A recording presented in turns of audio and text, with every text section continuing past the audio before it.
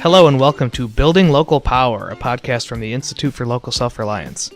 My name is Nick Stumo-Langer, and I am the Communications Manager for ILSR. And I am back in the host seat today for a great episode of our podcast. In this podcast, Neil Seldman, ILSR's co-founder, and I interviewed Jacqui Patterson.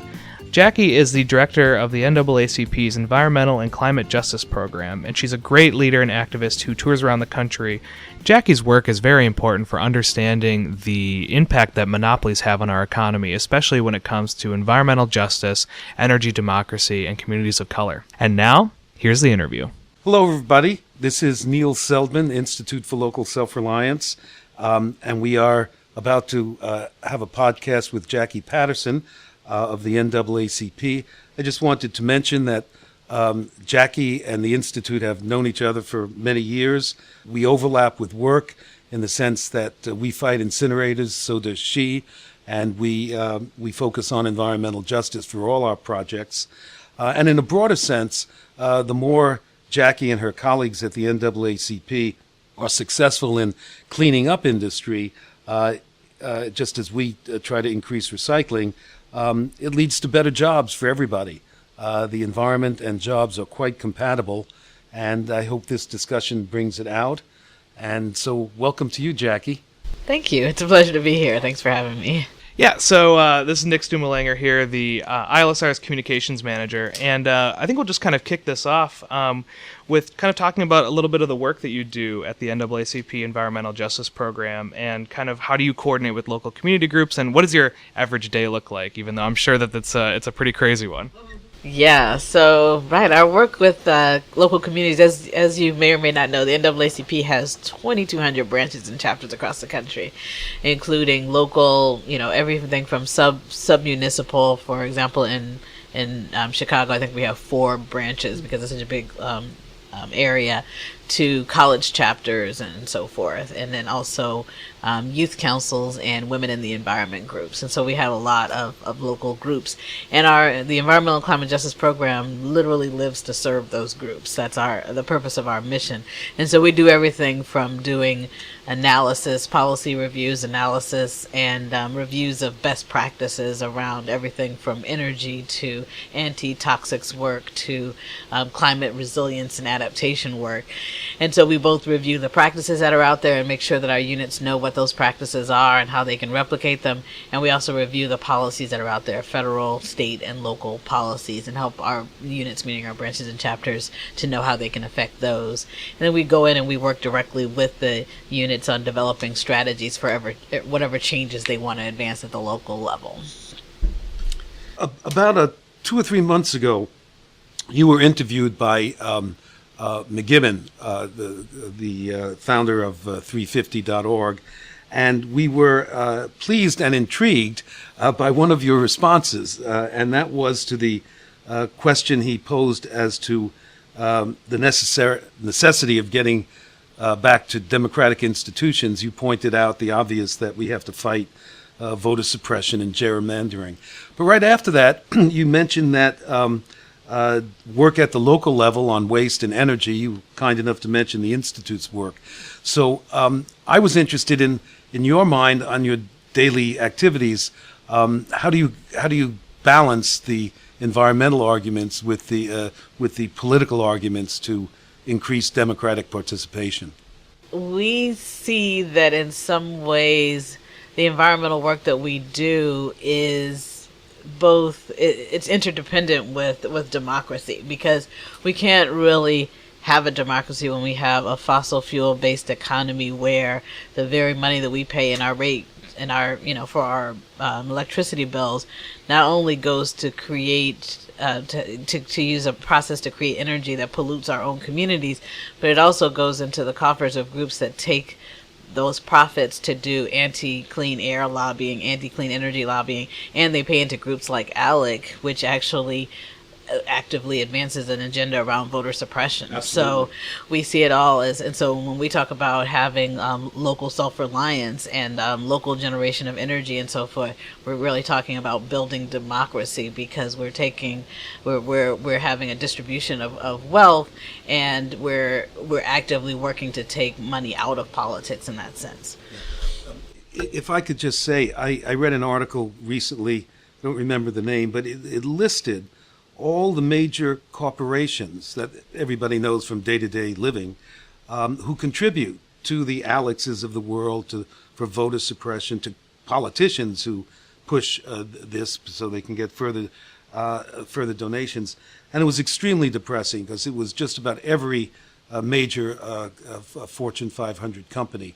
And people do have to realize that these corporations are taking our money and actually using it to suppress our rights. So, of course, it's good to be in the same category as the NAACP fighting these things, but it's great that you're pointing them out and making the links between environmental danger and the danger to democracy.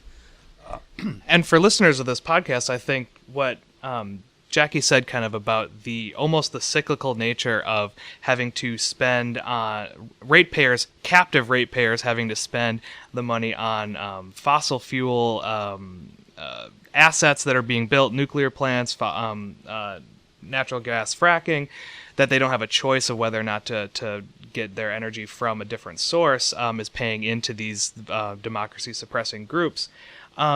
And so I'm kind of wondering, it's a big problem that you pointed out and that Neil helped to underline. So what are you seeing on the local level that's really fighting against this? Because the problem seems really insurmountable. And I know it's probably a big question, but that's why we like to do this podcast, to answer big questions. Yeah, no, that's a great question. It is a big one, and it is one that we wrestle with every day, all day. And so, I mean, we are of the mind that building 1,000 points of light is important. And so each community, each household that we get to help to pull away resources that from practices and industries and corporations that actively push against our voting rights is this, the journey of 1,000 miles begins with the first step. And so so even though it sounds like it could be insurmountable, we think of some of the other great struggles that really just started with small struggles and just kind of built up. I can't think of any off the top of my head, but I know that there are those out there. Refusing to go to the back of the bus. Right. Rosa Parks, 50 or so years ago. I can't keep track of I know. the years It's at hard this to point. imagine. Yeah, it's true. Yeah, there's just so many. So. Well, Nick asked this. When you go into a community that's threatened by pollution coming across the fence, what's your biggest challenge? Is it to get to meet the people? Are the people already organized, or is the NAACP the organizing instrument?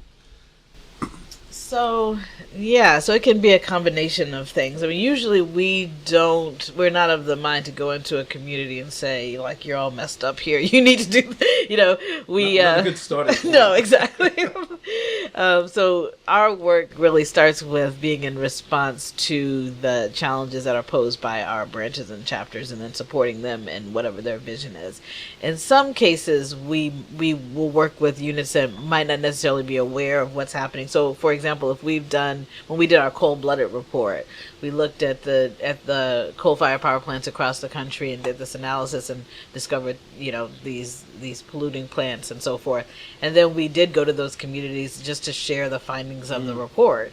And in sharing the findings of the report, we had communities that said, wow, no wonder half the people in my church are, dragging around respirators, or half the kids in the school are, having to carry their nebulizers to school just to get through a day.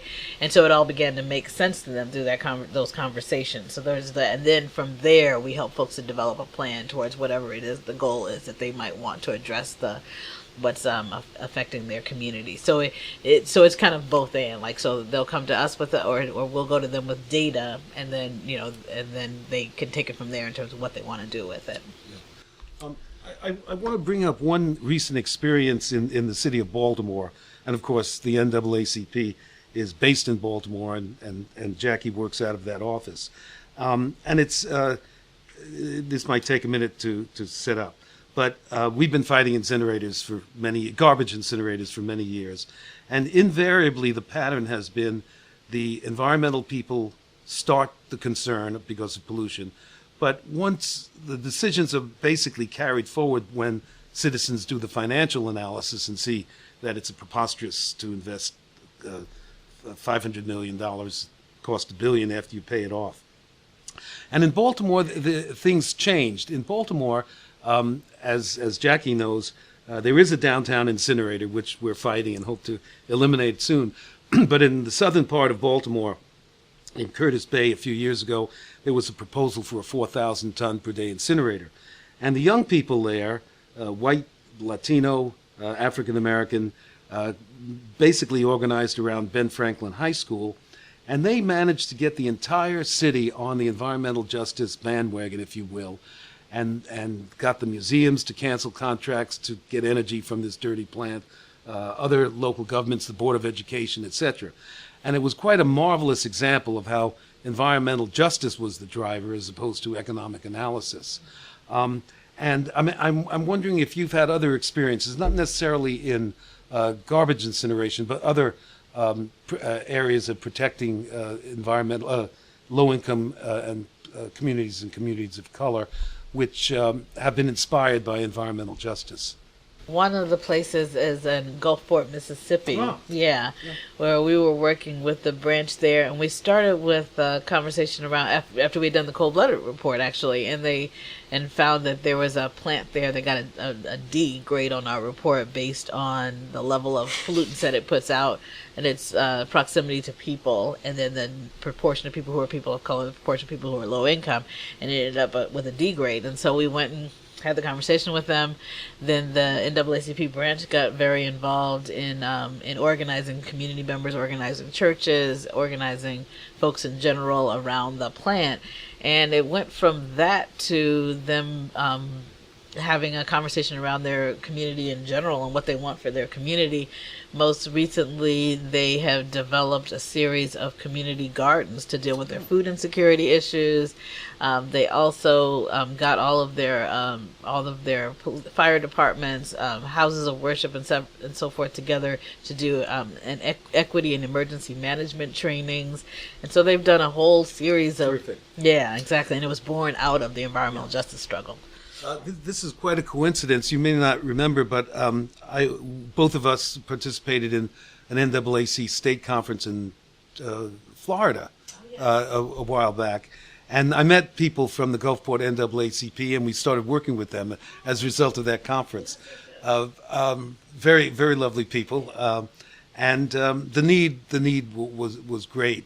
And I also found it very interesting that it was a good combination of older people, mostly retired, but people over 50, let's say, who had, Social Security and other pensions, could afford the time. And there were a lot of young people there, and that not too many people in the middle, but it was wonderful to see older people and younger people working on the same issues. And it's wonderful to hear now that the community gardens is moving forward. That was one of the issues years ago that we discussed at the meeting down there. You're listening to Jacqui Patterson, Director of the NAACP's Environmental and Climate Justice Program. I'm Nick Stumo-Langer with the Institute for Local Self-Reliance, and we'll be back after a short break.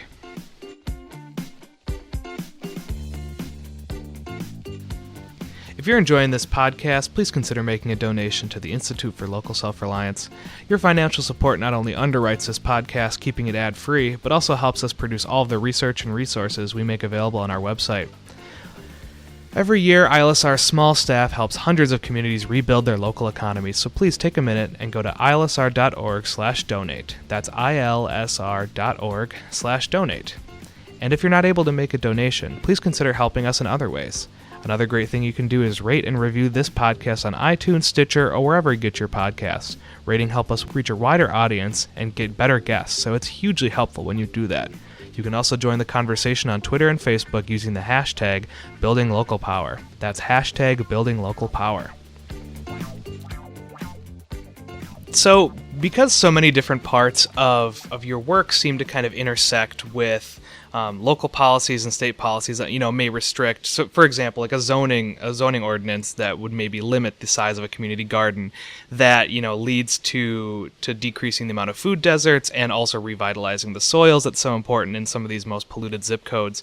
How do you, frankly, how do you do it? How do you keep track of the state, local, and then federal policies that, may be impacting the communities you work with. And, maybe as a term of advice for ILSR, how do you get that repository, and also how do you activate the folks on the ground to fight against either, a specific zoning policy or a specific state law saying you can't have a community garden offering compost within certain feet of X, that type of thing. And just wondering how you kind of keep all those balls in the air as you're juggling them. So we just actually had a community resilience convening in December. And out of that community resilience convening, we talked about all the aspirations that the communities had for themselves. And then the communities talked about what the challenges are to those aspirations. And some of them might be political will or interest or engagement of the community, and others might be these different policies that are out there. In that, we also put out kind of a draft policy platform that looked at about 12 areas of life, land use policies, and all these different policies. And then we looked at those against the vision that folks had, and then we started to look at what state, local, and federal policies are that support and hinder these. And so that's really where it kind of starts with the community vision of what it wants for itself, and then looks at what the threats and the assets are to that vision, and then we just kind of work it from there.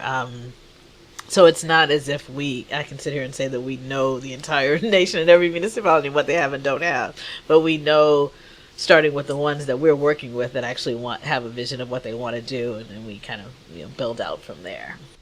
As I observe your work and your career, it's very similar to mine. I wasn't trained for it, but basically we're community organizers with different titles.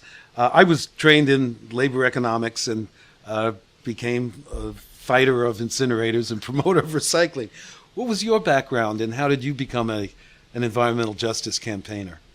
Yeah, so I also, like you said, I actually started as a special education teacher, and really went from there into Peace Corps, where I started to really look at some of the special needs of the kids that I was working with, and seeing how these larger systems impacted. So one of the groups of kids I was working with were 3-year-olds who all had hearing impairments because of a rubella outbreak that had happened 3 years before, and that their moms all had rubella, and therefore I guess this is a consequence of it. And just knowing that the MMR vaccine is just something that we all just automatically get. It's just taken for granted. And the difference in a place that where so many people amass wealth from Jamaica, which is where I was, and but yet the majority of the people there who should be holding those assets themselves in terms of the wealth, and so they don't even have the very basics of human rights to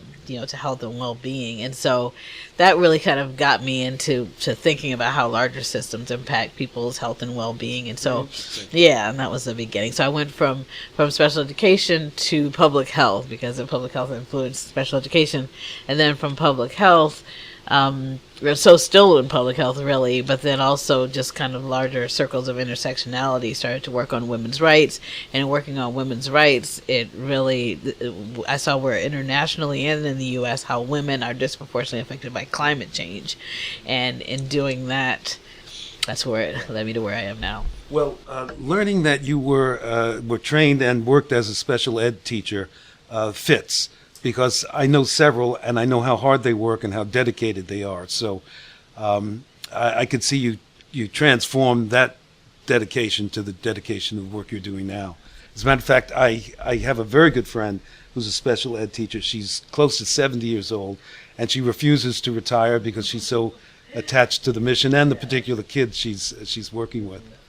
And Jacqui, you preempted one of the questions I was going to have, was talking about the intersectionality, because so much of your work, from the work that you've done, and master's social work and master's in public health, these aren't necessarily things that you would think would go together into environmental justice. And so I'm kind of wondering how you take maybe the renewed activism that has come up in, I guess what we're calling the Trump era, people wanting to get involved in their community and wanting to change the circumstances they see around you.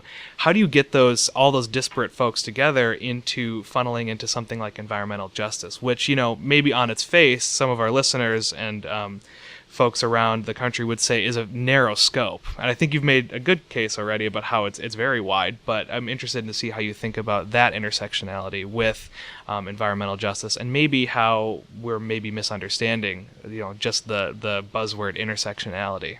I was in Alabama. We were doing one of these visioning sessions, and then someone stood up in the room after we were visioning, and people were talking about education. They were talking about all these things in their communities and then how it was being threatened. And then someone stood up and she happened to be the only white American person in the room. She's like, I thought this was going to be about environmental justice. And she was really frustrated. And she ended up walking out in high dudgeon. I mean, she was just undone. And so, but not really recognizing that it's all inextricably interconnected. Yeah.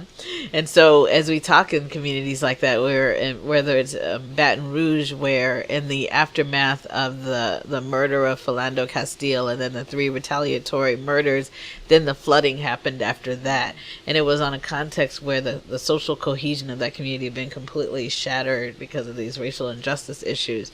So if we don't deal with racial injustice, if we don't build social cohesion, then when we have these environmental challenges, they're exacerbated because it's in a community that has these rifts that are going on. If we don't have solid education systems, then we have a situation where the folks who are what we have now in terms of people in the public utilities commissions and public service commissions who are making decisions that most impact communities of color and low-income communities, but that they're not represented on those public. We have a place like Mississippi, which is 37% African American, and in the 80-year history of the Public Service Commission, they have never had an African American on the Public Service Commission. Georgia, a similar situation, not to mention the lack of women on public service commissions and public utilities commissions. And so if we don't think about democracy and government and governance and inclusivity there, then we're not going to have the decisions that represent the needs of the vast majority of the communities that are most impacted by environmental issues. So I can give example after example after example of how these things are interconnected. But from listening to you, I get the impression that not only are you taking on tough issues, but you go to the toughest places in the United States. I hope you get to visit Paris every once in a while. I said that euphemistically. But having traveled to Mississippi and Alabama, rural Alabama, and looking at the garbage issues, I know your issues are much broader because you're dealing with environmental justice more than siting of garbage facilities. We appreciate your work. Your work is necessary for our work to succeed. I always point out that the more environmentally intelligent people are, the easier it is to talk about decentralization and the impact on their lives of bigness, both big government as well as big corporations. I think it might be helpful for some of our listeners because, there's a lot of theoretical talk about environmental justice, what it means, who it includes, and what kind of, all the way down the line of like what that can look like. But if you are recommending something to, maybe a larger national group of people, what would you say the number one thing communities can do to help have a stake in controlling both of their future in renewable energy, getting out of these contracts, as well as building a more equitable waste stream? So just maybe one recommendation for each of those types of things that you've seen in your work. So I think one thing that we can do that would have positive impacts on everything is campaign finance reform and getting money out of politics. So I'll start there. But more specific, because again, we really do have to always think intersectionally, and that's a common denominator on everything and why we're so messed up as it stands. Everyone can find a way to invest in the clean energy economy, and everyone should definitely think of ways that they can be more energy efficient. Certainly trying to figure out how they can have energy audits in their homes, and if they work with their utilities, some of them are actually mandated to provide resources for energy efficiency. So they should figure out whether that's happening in there, and that will save them money, and it will reduce the amount of energy we need to generate in general. So that's important. And two, whether you are whether you're a renter or a homeowner or otherwise, there are ways that you can be a part of the clean energy economy. If you decide to go solar yourself as an individual householder, if you decide to organize or be a part of an organized solar garden, so that you're co-owning community solar, and you can even do what they call virtual net metering, or where you're not necessarily engaged with a solar panel that's in your community or on your home, but you're buying into, and so that's another thing folks can do. They can get their energy through, there's organizations, and depending on where you live, of course, this is the other thing too, where you can buy renewable energy credits. And so there are different ways that folks can be a part of the clean energy economy, but it does require a little bit of investigating depending on where you live as to whether you can do some of any of those really in some ways. But those are some avenues. Just a good general recommendation to explore your options and know kind of what you can do. And what I hear you saying also is taking ownership of, this is a choice we can make, and this is something that we can actually impact ourselves, even if it doesn't always seem like it. Because when you turn on the lights, you don't necessarily see where it's coming from, and that's why I think we appreciate your work so much. When the recycling movement started, the post-World War II recycling movement started in the late 60s, it started with volunteers, mostly women, setting up drop-off centers. And drop-off recycling centers became both a symbol of change in our approach to the environment, as well as an example of something you could do to make a difference. Well, that was 68, 69. By the mid-70s, there were community collection companies that went curbside. And then by the 80s, the cities took over those programs. So small things started by citizens, men and women, often in their backyard or an abandoned gas station or an empty lot, which is how we got started here in the Mount Pleasant area of Washington, D.C., just a few blocks from here, led to big things. It's taken 50 years, but then again, as you said, you have to start someplace. And just about all democracy and justice movements have started small and happily taken root. And now we need another push, a little more energy given our current political situation. So to end every episode, we like to ask our guests to give us a recommendation. Reading, listening, watching, anything that can kind of help bring our guests from your perspective to something that's really inspiring you or something that's made you think. So what is your recommendation? So I would be remiss if I didn't recommend the book Energy Democracy that has been put out by Denise Fairchild and Al Weinrub. And so that is an awesome book that really inspires based on the awesome work that's happening in many different places across the U.S. to advance energy democracy in different ways. So it's great because it provides a number of different types of models, and it just shows some inspiring stories of how people have really started from that nugget of an idea and organized from a small group of community members to a movement. And so I would absolutely recommend that. Well, I just, in this field, I just wanted to mention two resources that we rely on. One is homegrown. We have a democratic energy project that's based in our Minneapolis office. And we also work extremely closely with Energy Justice Network, Mike Ewald, Dante Swinton, and others who really not only complement but augment our work. So in closing, I want to thank Jacqui for coming here, and of course thank her for her work, which makes a lot of other people's work, including ours, a little bit easier. Thanks, Jacqui. Thank you, and the feeling is very mutual. I look forward to more discussion about how we can work more together. Thank you. Great. Thank you so much for tuning into this episode of the Building Local Power podcast. You can find links to what we discussed today by going to our website, ilsr.org, and clicking on the show page for the episode. That's ilsr.org. While you're there, you can sign up for one of our many newsletters, connect with us on Facebook and Twitter, and rate and review this podcast on iTunes, Stitcher, or wherever you find your podcasts. Once again, help us out by joining the conversation at #BuildingLocalPower on Twitter, Facebook, or wherever you use your social media. This show is produced by Lisa Gonzalez and me, Nick Stumo-Langer. Co-hosts include Stacy Mitchell, co-director of ILSR, and Christopher Mitchell, no relation, of our Community Broadband Networks initiative. Our theme music is Funk Interlude by Dysfunction Al. For the Institute for Local Self-Reliance, I'm Nick Stumo-Langer, and I hope you'll join us again for another episode of the Building Local Power podcast.